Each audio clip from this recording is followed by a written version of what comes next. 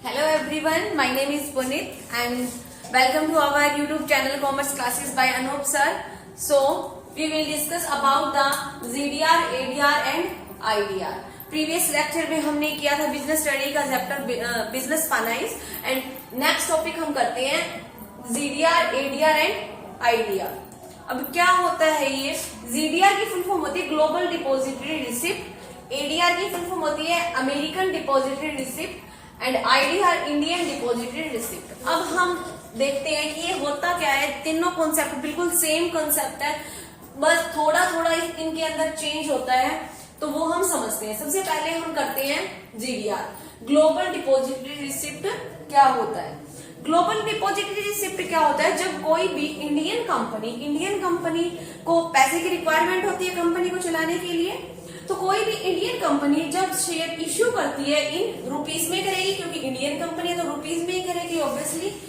Indian company को अगर foreign से अगर शेयर इश्यू करने पड़े फॉरेन में, तो इंडियन कंपनी कहाँ पे जाएगी, डिपॉजिटरी बैंक के पास जाएगी. डिपॉजिटरी बैंक क्या करेगा, क्योंकि वहां पे रुपीस तो चलता नहीं है, हर कंट्री की करेंसी अलग होती है, तो इंडियन कंपनी डिपॉजिटरी बैंक में जाती है. डिपॉजिटरी बैंक क्या करता है, रुपीस को कन्वर्ट करता है इन फॉरेन करेंसी में.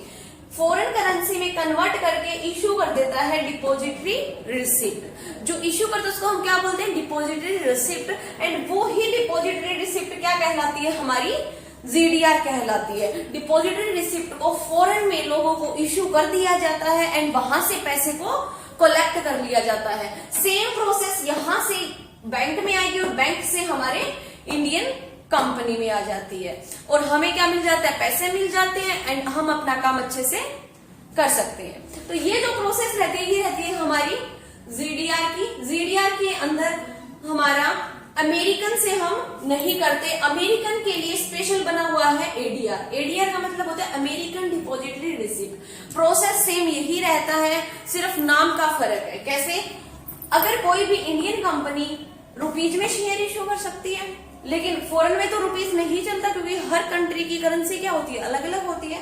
तो जब इंडियन कंपनी कहाँ पे जाएगी, डिपॉजिटरी बैंक के पास जाएगी. जब डिपॉजिटरी बैंक कन्वर्ट कर देता है हमारा US डॉलर में, ADR के लिए किसमें करेगा, US डॉलर में.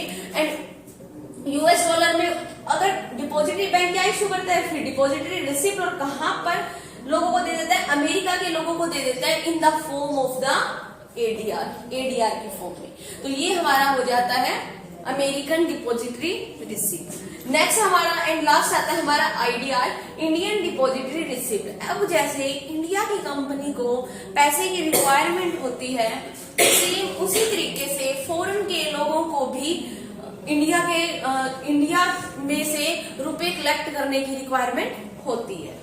तो अब फॉरेन कंपनी कैसे कलेक्ट करती है, सेम प्रोसेस यही रहता है. अगर मान लो सपोज IDR, फॉरेन कंपनी कहां पे जाएगी, डिपॉजिटरी बैंक के पास जाएगी. डिपॉजिटरी बैंक क्या करते हैं, डिपॉजिटरी बैंक इश्यू करता है depository receipt and US dollar या कोई भी करेंसी, जो भी उनके पास करेंसी है, उस करेंसी को कन्वर्ट कर देता है in the rupees form. Rupees form में कन्वर्ट करके, अगर वो रुपीज फॉर्म में कन्वर्ट हो गई है तो क्या करते हैं, लोगों को इश्यू कर देते हैं, इंडिया के लोगों को, और इंडिया के लोग क्या कर दे देते हैं, फिर पैसा दे देते हैं एंड वही पैसा फॉरेन में डॉलर की फॉर्म में चला जाता है. इनके बीच में एक ये बॉडी काम करती है, इनको हम क्या बोलते हैं, डिपॉजिटरी बैंक, जो कि कन्वर्ट करने का काम करती है. एक बार और मैं आपको बता देती हूँ, ZDR ग्लोबल डिपॉजिटरी रिसिप्ट में क्या था, जब अमेरिका को छोड़ के अदर कंट्री में इश्यू कर रही है तो हमारा ग्लोबल डिपॉजिटरी रिसिप्ट हो गया. अमेरिकन डिपॉजिटरी रिसिप्ट, जब हम अमेरिका से पैसा कलेक्ट कर रहे हैं शेयर इश्यू करके, तो वो हो जाता है हमारा American depository receipt. And IDR, जब फॉरेन कंपनी इंडिया से पैसे कलेक्ट करती है to for issue the share, वो क्या हो जाता है, हमारा इंडियन डिपॉजिटरी रिसिप्ट हो जाता है. ठीक है, तो हम नेक्स्ट करते हैं अभी लोन फ्रॉम फाइनेंशियल इंस्टीट्यूशन. जब हम लोन लेते हैं फाइनेंशियल इंस्टीट्यूशन से, तो हमारे कितने टाइप के फाइनेंशियल इंस्टीट्यूशन होते हैं? हमारे यहाँ पे 4 टाइप के फाइनेंशियल इंस्टीट्यूशन है जो बेसिकली अपने ऑब्जेक्टिव के अकॉर्डिंग हमें लोन प्रोवाइड करते हैं। सबसे पहले हमारे पास है IFCI, industrial financial corporation of India. जो हमारा industrial financial corporation of India, इसका मेन ऑब्जेक्टिव क्या रहता है? इसका मेन ऑब्जेक्टिव रहता है रीजनल डेवलपमेंट। जो हमारा बैकवर्ड एरिया है वहां के लोगों को लोन प्रोवाइड करना एंड वहां पे बिजनेस यूनिट को सेटअप करना क्या रहता है? बेसिकली मेन ऑब्जेक्टिव रहता है IFCI का। नेक्स्ट हमारा आता है ICICI, industrial credit and investment corporation of India. इसका बेसिकली मेन ऑब्जेक्टिव क्या रहता है? ICICI का मेन ऑब्जेक्टिव रहता है for expand and modernisation of business enterprises. कोई भी इंटरप्राइजेस अगर मॉडर्नाइजेशन को अडॉप्ट करना चाहता है या फिर कोई एक्सपेंड करना चाहता है अपनी बिजनेस यूनिट को, उसके लिए लोन प्रोवाइड करने का काम कौन करता है? ICICI। नेक्स्ट हमारे पास आता है LIC की फुल फॉर्म पता है आपको? Life insurance corporation of India. LIC क्या करता है? लोगों की सेविंग को अपने पास डिपॉजिट करता है एंड उसी सेविंग का यूज करके किसको दे देता है? कंपनीज को दे देता है for the expansion of business unit. वो होता है हमारा LIC। नेक्स्ट आता है हमारा IDBI की फुल फॉर्म क्या होती है? Industrial development bank of India. Industrial development bank of India, इसी के फुल फॉर्म से ही आपको पता चल रहा है कि ये किसको लोन प्रोवाइड करता है? Industrial development. अगर हमें कोई भी इंडस्ट्री की डेवलपमेंट के लिए लोन चाहिए है तो कौन प्रोवाइड करेगा आपको? IDBI। ये डिफरेंट टाइप के फाइनेंशियल इंस्टीट्यूशन है जो डिफरेंट पर्पस के लिए डिफरेंट ऑब्जेक्टिव के साथ हमें लोन प्रोवाइड करते हैं। नेक्स्ट हमारा आता है concept trade credit. Trade credit क्या होता है?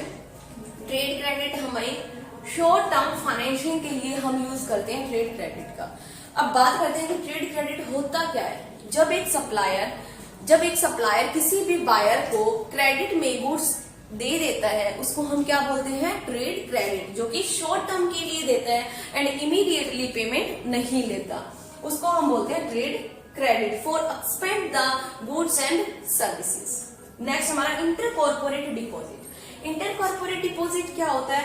इसी के नाम से ही डिनोट हो रहा है। इंटर का मतलब किसी भी 2 यूनिट या फिर कोई भी बिजनेस, कॉर्पोरेट डिपॉजिट्स कोई भी 2 कंपनी या कोई भी जो दो बिजनेस कर रही हैं लोगों के बीच में जब कोई भी ट्रांजैक्शन होती है वो हमारा क्या होता है? Inter corporate deposit. ये भी एक शॉर्ट टर्म फाइनेंशिंग का ही एक पार्ट है।